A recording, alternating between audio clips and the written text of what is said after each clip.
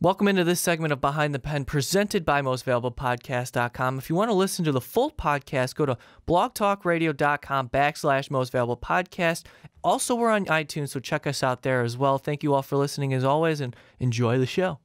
As always, if you are on YouTube, but stay tuned if you're on Blog Talk Radio, because I'm going to talk Chicago Bears football. Of course, that's why you're here on Behind the Pen, because I love Bears football, and I'm coming at you with Bears topics every single week. I do a show, and I'm happy to bring this one in light again. I know on the onside kick, Mark and Ricky had a conversation about the recent Victor Cruz signing. I'm going to focus a lot on the wide receivers core for the Chicago Bears because I have to. Of course I have to. I talk about the Bears every week, and they bring in Victor Cruz. It's a big conversation. It's a big topic on hand, so I'm going to cover it. Of course I'm going to cover it, and I want to take a larger look at the wide receivers that the Bears have because, well, for a while before Victor Cruz, I'm not saying he's a huge upgrade or anything, but he provides value. I like this signing, and when you looked at it, there are a bunch of guys coming together. They have NFL experience, some more playmaking ability than others more of a safety cushion. You feel good about them working with a guy like Mike Glennon because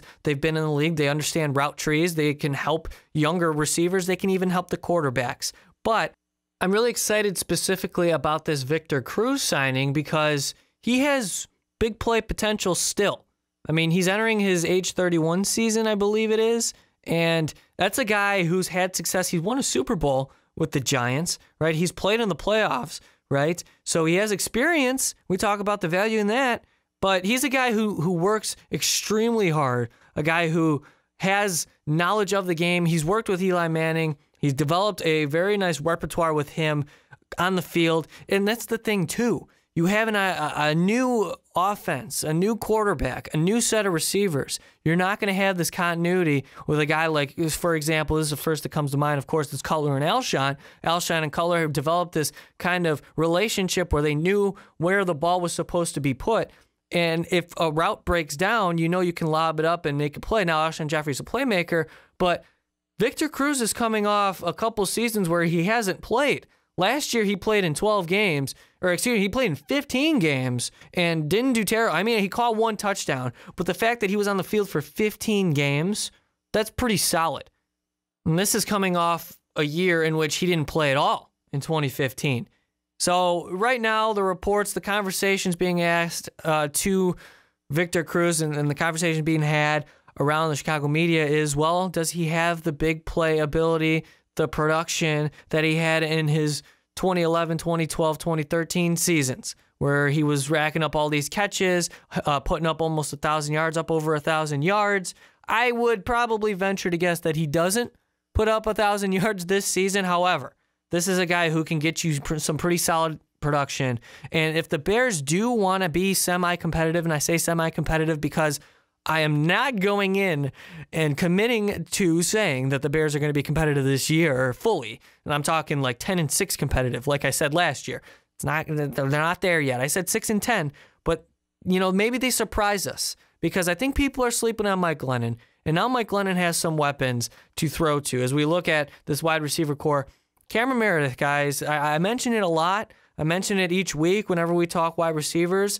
He's not a number one, but he can be a very nice complementary receiver, a number two, or if he can turn into a very interesting slot piece, he would have some value. I think he could play opposite of someone like an Alshon if the Bears decided to keep him. Of course, that's not the case, but a guy who can be there so maybe the number one receiver maybe comes in, you know, draws a double team, and Meredith's there to make the play. He's a very athletic receiver, took incredible strides last season. He was definitely one of the positives. Just got to stay healthy, this receiver core.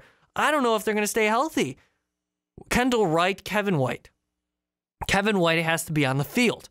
And maybe this is the year. Again, for the third straight season, the Bears had 2 first-round draft picks because, my goodness, Kevin White, can you please stay healthy? Please, I want to see what you can do. I want to be excited about you. I don't know yet, though. Marcus Wheaton's always dealing with injuries.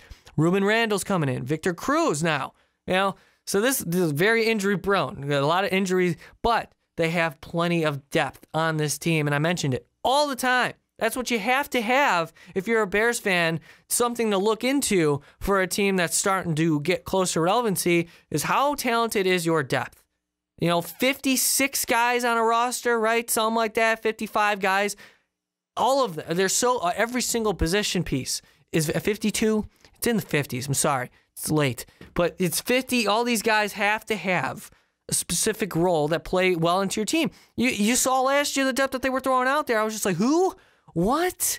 But at the same time, once you acquire all this depth, right, and you're in a position where the Bears have been terrible for years.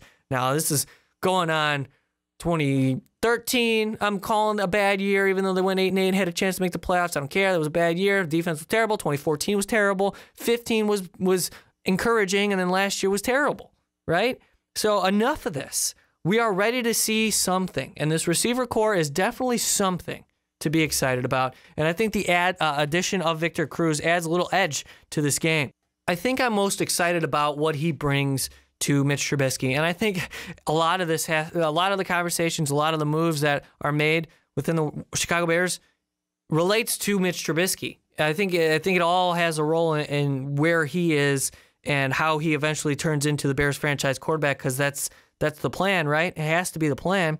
So you bring in a guy like Victor Cruz, plenty of experience. He could talk to Mitch Trubisky and work with him and say, this is what you're seeing. This is what goes on in a wide receiver's head and at the NFL level. All of this is valuable, right? Just soak in as much information as you can. And of course, Victor Cruz can offer help to the other wide receivers in this crew. Now, a lot of these guys are kind of bummy. Deontay Thompson and Josh Bellamy, I'm not talking about quality wide receivers here. I mean, they're NFL players, yeah, but that's as far as I'm going.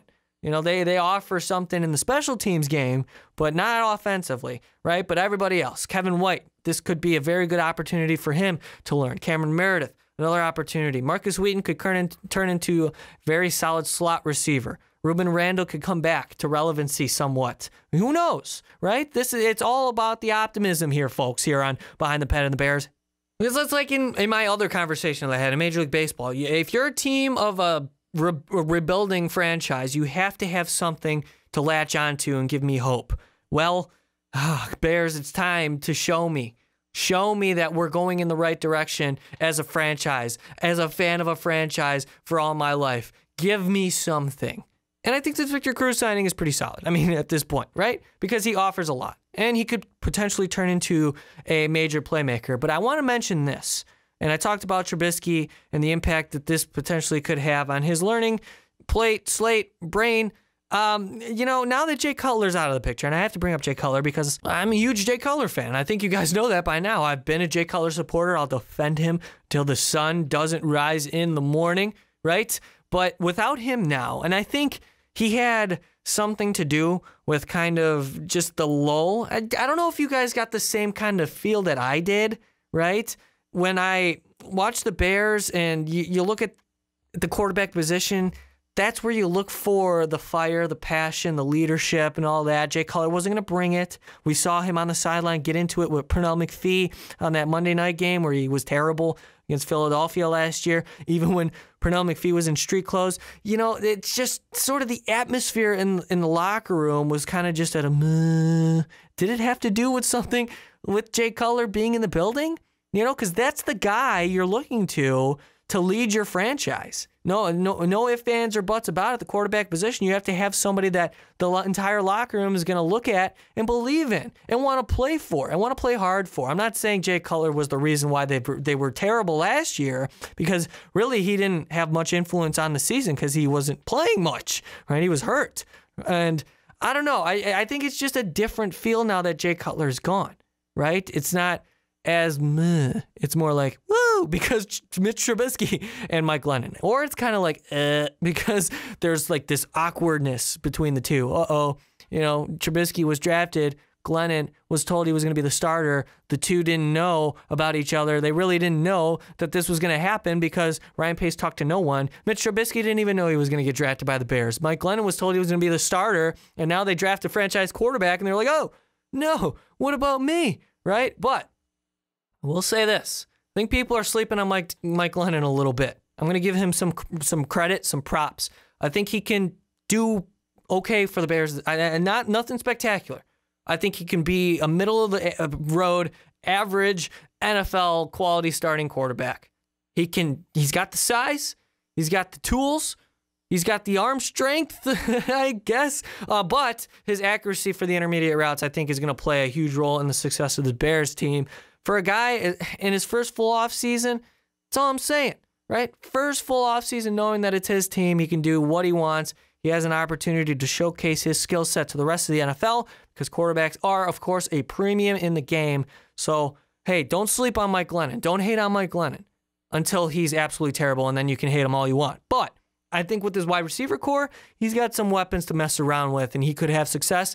And this offense really, I focused all on the wide receivers in this conversation. A little quarterback talk, of course, got to sprinkle that in there, but this Chicago Bears offense is going to be mainly run first and, play action, screen game, intermediate route game, not going to rely on the big play for wide receivers downfield as much. They're going to be involved in it. They have to be, of course. You have to get it downfield, but this is a typical Chicago Bears scheme. Run first, throw later. And, well, you got Mike Glennon. So we'll see what happens. But this Victor Cruz signing overall has a lot of benefits. A very low-risk deal. $4 million, I believe, is the eventual number that he could potentially earn. Highly incentive-based, so he's got to stay on the field. He's got to perform. So that's enough for Cruz to, give the Bears what he gets or what he can give, and the Bears can take and reap the benefits because, hey, anything at this point is a positive. But the invaluable nature that is the Victor Cruz signing is what he can bring to behind the scenes and the playbook and in the minds of his respective wide receivers, and as well as specifically Mitch Trubisky, because that's the whole point, is Mitch Trubisky, right? Or is it Mitchell? It doesn't matter. Mitchell, same thing. But guys, that'll do it. I'm gonna cut it off there. Chicago Bears conversation was the last segment here on Behind the Pen this week. Talked a lot of Major League Baseball. Talked about the unwritten rules. I talked about Albert Pujols. I gave him a lot of love. I checked up on the standings in Major League Baseball and, of course, the Victor Cruz and Chicago Bears signing. If you're on Blog Talk Radio, thank you so much for sticking around. Be sure to share it if you could. Give us a like on YouTube, Most Valuable Podcast. Subscribe to our channel and check out mostvaluablepodcast.com for all of our podcasting content as well as our video. And we hope to entertain you, and that's the goal. And I hope I entertained you on this show. Guys, I will talk to you next week. It was a lot of fun. I am looking forward to it again. And of course, guys, we will see you all next time. Thank you guys for sticking around for this segment of Behind the Pen. If you want more Most Valuable Podcast content, click on the video up above because I don't know why you wouldn't want to keep listening to our voices every day. But again, guys, thank you all for listening. We really do appreciate you.